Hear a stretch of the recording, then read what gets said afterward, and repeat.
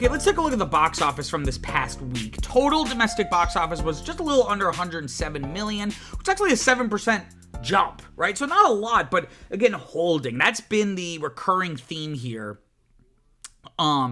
It's been a recurring theme of this month of the box office, where it's really just everything from November and December just making more money, just adding a little bit each week to its total. Though this was the last weekend of January. Technically, it was only a third of it was January, because Friday was the 31st, and then it became February. And February is still kind of a dead-ish month, but it's very lively compared to January, right? And we did have 2 new films opening, and we have Dogman coming in at number 1, bringing in about a little more than 36 million, which is above even the higher projections that I had seen. So this is definitely, a pleasant surprise. This is kind of a spin-off from the Captain Underpants films. I always loved those kids growing up. I always loved those books as a kid growing up. That sounded really weird if you just joined. But I don't really know anything about Dogman. That must have happened. That must have been an invention of the franchise after I kind of grew out of it. And I'm hoping maybe I can go see this, but I just don't know. I've had like zero time to go see anything lately. But again, it was bringing in a little bit, more than what was expected, right? It didn't bring too much more in worldwide, though. Only about 40.5 million off of a $40 million budget. So, certainly not near, doubling the budget, which is what you want to do to actually break even, right? Because marketing and advertising isn't part of that 40 million. But we've been seeing a lot of the new movies over the past couple weeks open in the red. So the fact this is at least, over the budget number, even if it's only by a couple $100,000, is at least an encouraging sign. Now, again, the question will be, how well does this hold as we move into February? And, how does it, once the first weekend high wears off, what are we going to see here in terms of it being able to compete with like Mufasa and Sonic and Moana? I would imagine that Sonic is probably the film's biggest competitor, just because it's for younger boys, whereas Mufasa kind of feels like it's for everyone, and Moana feels like it's a little more for girls. Not trying to be reductive, I think all these movies are for everybody, but that is what the marketing people who are trying to get this movie out, that's the way that they're thinking about it. Even though, again, it's very reductive and stereotyped. We also have Companion opening at number 2. This is kind of like a horror thriller movie. Brought in a little over 9 million. Brought in a little over 9 million, which was above the lowest projection, right, around 7, but it didn't hit my target. I thought it was going to get to around 11. Max 15. So it at least met that lower bound, which is good to see. Brought in a little bit, about 14.5 million worldwide off of a $10 million budget. So kind of same thing as Dogman. It's ideally you would want to see it be in the green that very first weekend, but again, this is a good position to be in. Now, the reviews have been good, but I wonder if the word of mouth will catch on to the point where it's able to propagate and, actually have some staying power in the next couple of weeks. But just looking at the top 10 here, there's not really much that it's competing with, though next week, as we'll see, some new movies coming out are going to be more... horror's the wrong word, but I think one of them is a horror, but more kind of off the beaten path, more adult fare. Spoiler alert, but the upcoming movies this weekend are going to be, I think, like a rom-com thriller and then kind of a action thriller. So this kind of maybe inhabits a little bit of that space. So it's anyone's guess where this is going to fall next week. Looking at some stuff that's continuing to its second weekend here. Flight Risk, dropping from 3rd to 4th place in its second week, bringing just a little over 9 million, only a 20% drop. That's actually a really good second week percent drop, right? Now, to be fair, it didn't open very big. So it doesn't have as much to fall, but nevertheless, the numbers don't lie, right? The numbers do, that is a decent hold it has. This brings its domestic total to around a little under 21 million, worldwide a little under 25, off of a $25 million budget. So this is still in the red. It opened in the red.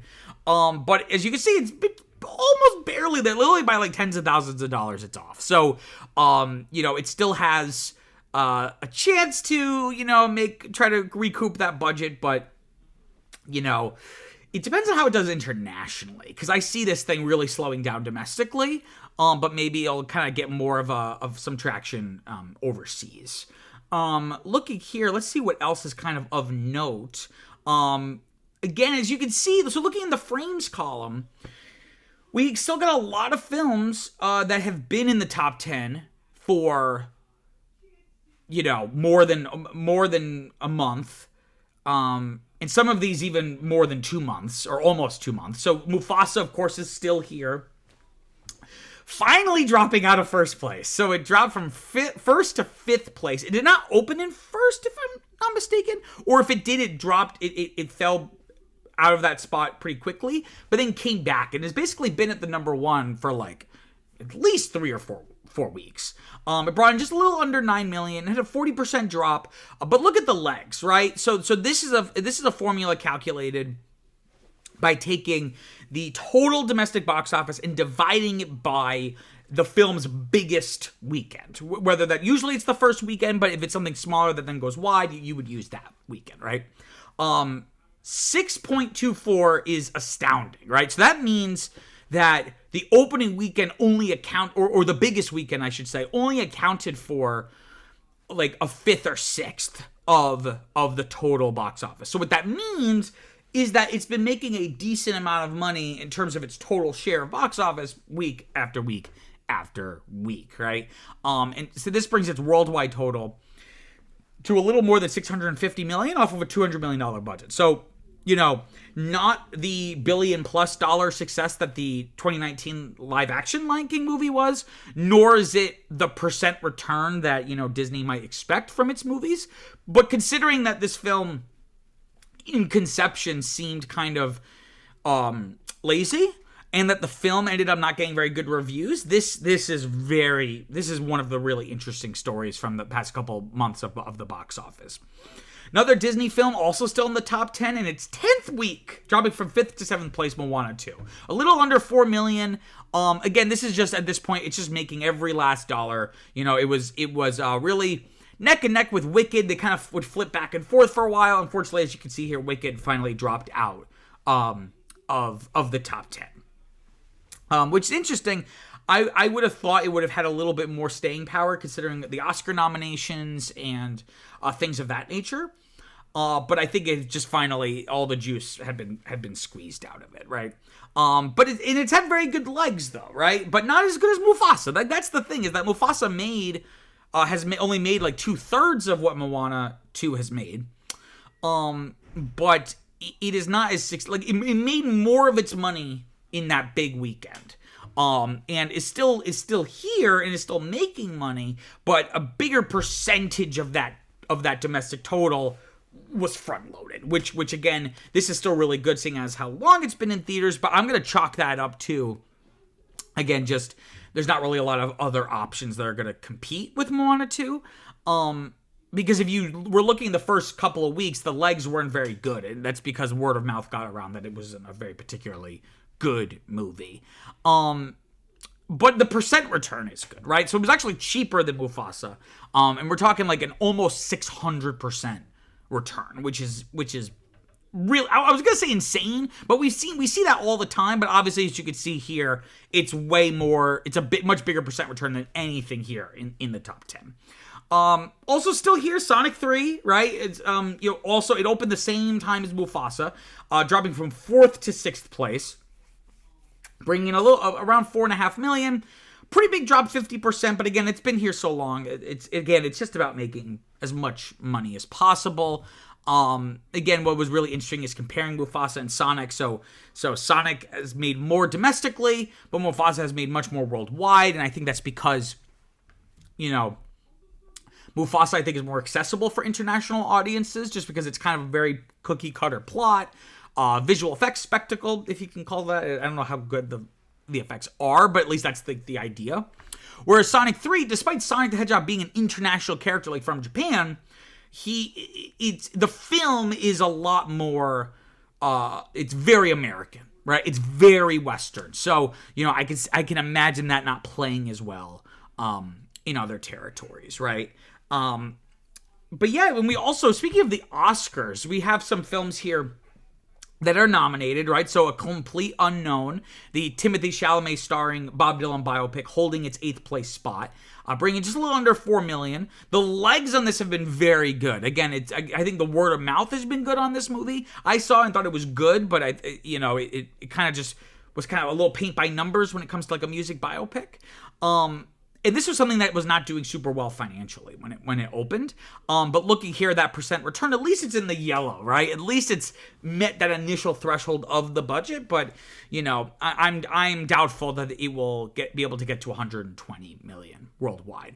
But interestingly, here we have a movie that was not in the top 10 previously, The Brutalist, the 3.5 hour epic about an architect played by Adrian Brody. This actually jumped from 11th to 9th place. In its 7th week, though, right? So this has already been out for a long time. But considering the love that the Academy has given it, and you usually see this every year, that you can see a lot of films kind of very briefly jump into the top 10, whether it be because there's more interest or because more theaters are showing it now that it's been nominated, or usually it's a combination of both, and one is the cause of the other, right?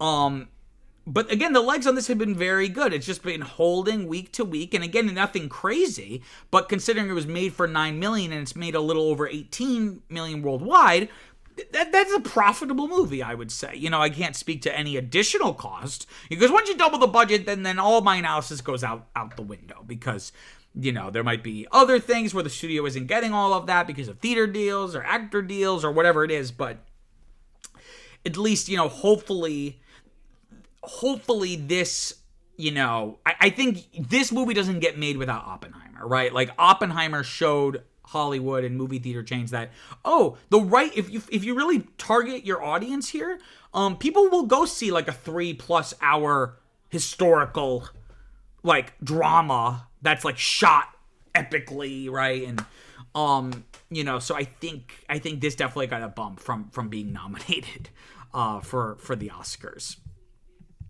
And looking ahead, we have like I mentioned before, Hard Eyes. Again, this is kind of a rom-com thriller, if you will. This is projected to make around 5 to 11 million. I'm going to put a target around 8. Again, this is the period of the box office we're in where, the biggest movies of the week are going to be things only bringing in single digits, maybe double if it's lucky. And then we also have Love Hurts, a kind of, from the trailer, it almost kind of reminds me of not the OG Jackie Chan stuff, but the 2000s Jackie Chan stuff, right? Where, this is also kind of like a rom-com with Ke Huy Quan from Everything Everywhere All at Once. This is also not projected to open very big. It's basically almost the same exact projections, only instead of 5 to 11 million, it's around 5 to 10. And I'm also going to put an 8 million target on this. Wow, what an interesting story. I'm sure you have some thoughts about the topic, so comment below, let me know what you think. Also, don't forget to like and subscribe. It really, really helps people find the channel and makes me feel all warm inside. Until next time, I'm Peter Mancuso. Peace out.